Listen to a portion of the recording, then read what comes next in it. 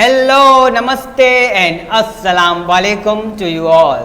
मैं मनोज तेजा एक बार फिर आप सभी के सामने हाजिर हूँ एक नई वीडियो के साथ। आज की जो वीडियो है वो टेडक्स की वीडियो है और जिसका नाम है parent practices for child mental health, और जिसके जो स्पीकर का नाम था वो था डॉक्टर शोंडा रेनॉल्ड।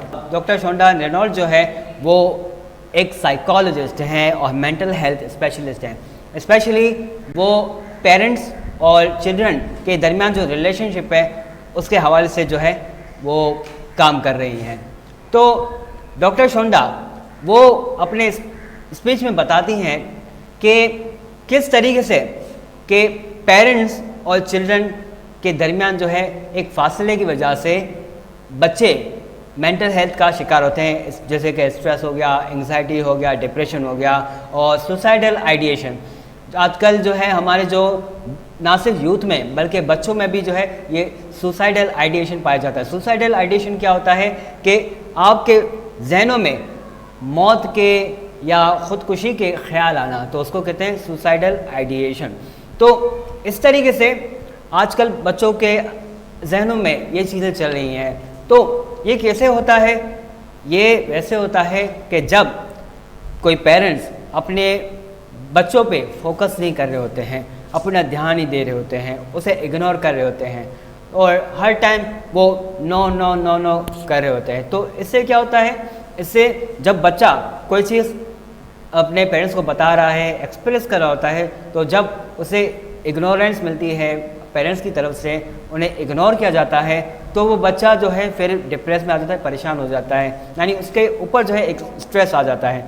और जब स्ट्रेस आता है तो वो अंदर ही अंदर वो घुटता है और फिर जो है घुटता है तो वो उसका जो स्ट्रेस है वो अंदर दब जाता है और फिर आहिस्ते आहिस्ते फिर वो क्या होता है, फिर वो ना किसी से ठीक तरह से बात कर पाता है, ना उसके अंदर कोई कॉन्फिडेंट होता है, ना उसका कहीं दिल नहीं लगता उसका। और काफ़ी बच्चे ऐसे होते हैं वो चाहते हैं कि मैं कुछ कर डालूँ, मैं कुछ कर जाऊँ, ठीक है, मैं खुद को ख़त्म कर डालूँ। तो इस तरीके से जो है ये एक प्रोसेस होता है कि बच्चे मेंटल हेल्थ का शिकार हो जाते हैं। तो अब इसके क्या तरीक़ेकार हैं कि बच्चे और पेरेंट्स के दरमियान एक अच्छा ब्रिज बन जाए और फिर इससे जो स्ट्रेस है, एंग्जाइटी है, डिप्रेशन है, इससे दूर भी रहें। तो इन्होंने एक टर्म बताई इसका था इमोशन वैलिडेशन। अब इमोशनल वैलिडेशन क्या होता है? इमोशन वैलिडेशन वो होता है कि अगर बिलफर्ज कि अगर बच्चा आपके पास आ रहा है आपके कोई जज्बात लेके या कोई प्रॉब्लम लेके, तो पेरेंट्स को चाहिए कि वो सुने अपने बच्चों को और उस बात की जो वो बात कर रहा है बच्चा, उसकी तस्दीक करे कि आया ये कितनी फीसद ये सच है या वो बस बच्चा जो है वो खुद अपने ख्यालात खुद ही बना रहा है, तो उसकी तस्दीक करें।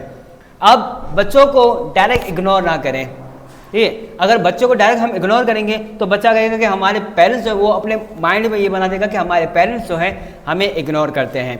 तो बच्चों को जो भी कुछ बच्चा बता रहा होता है तो आप उनकी सुने, ठीक है, आप उनकी सुने और समझे कि ये बात कितनी 100% हकीकत है, और अगर वो हकीकत है तो प्लीज़ उसे ठीक करने की कोशिश करें, अपने बच्चों को सपोर्ट करें इमोशनली, और नॉट ओनली इमोशनली हर तरह से सपोर्ट करें ताकि आपका बच्चा जो है वो सेहतमंद रहे, ना सिर्फ जिस्मानी तौर पे बल्कि ज़हनी तौर पे भी सेहतमंद रहे। और अगर वो बात सही नहीं है, बस अपने मनगढ़ंत बनाए हुए हैं, तो उसे करेक्ट करें। आप उन्हें बचाए चीखने के, चिल्लाने से या डांटने से, उन्हें प्यार से समझाएं कि बेटा ये ऐसा नहीं है, ये हकीकत नहीं है, ठीक है, ये इस तरीके से जो है। तो इससे क्या होगा? इससे आपका बच्चा समझ भी जाएगा और वो आपसे कतराएगा भी नहीं और आपसे हर बात वो शेयर भी करेगा। तो मेंटल हेल्थ आपके बच्चों की, ना सिर्फ बच्चों की बल्कि इंसान की जो है शख्सियत से बड़ा असर लगता है।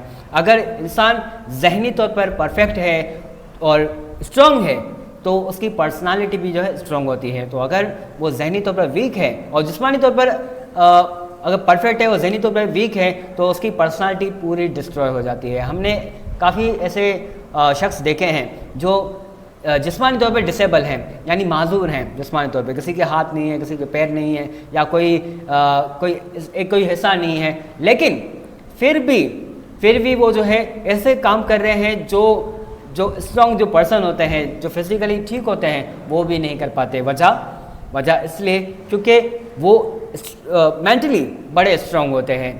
हमारे यहाँ पर अगर कोई डिसेबल पर्सन होता है तो हम क्या कर रहे थे कि ये हम उनको नाम देते थे बेसिकली कि वो लंगड़ा है, वो लूला है, या उसके हाथ नहीं है, और फिर हम उनके ऊपर रहम खा रहे होते, तरस खा रहे होते हैं उनके ऊपर। तो जब हम उन पर तरस खा रहे हैं तो हम क्या कर रहे होते, उस बच्चे को या उस शख्स को हम ज़हनी तौर पे कमज़ोर कर रहे होते हैं। ठीक है, हम उस पर तरस खा के ज़हनी तौर पे कमज़ोर कर रहे होते हैं। और इसी तरीके से अगर बाहर ममालिक में कोई ऐसा कोई शख्स होता है तो वो तरस खा तो रहे होते हैं, लेकिन साथ साथ वो सपोर्ट भी कर रहे होते हैं, इमोशनली हर तरह की सपोर्ट कर रहे होते हैं। तो इस तरीके से वो स्ट्रॉन्ग बनते हैं मेंटली तौर पे भी, तो और वो आगे कामयाबी होते हैं। तो हमें चाहिए कि हम भी लोगों पे बजाय तरस खाने के हम उन्हें सपोर्ट करें, हर तरह से शाबाशी दें कि हाँ आप कर सकते हो। भले आप फिज़िकली स्ट्रॉन्ग नहीं हैं, लेकिन आप मेंटली स्ट्रॉन्ग बन जाएं तो आप नामुमकिन चीज़ों को भी मुमकिन कर सकते हैं।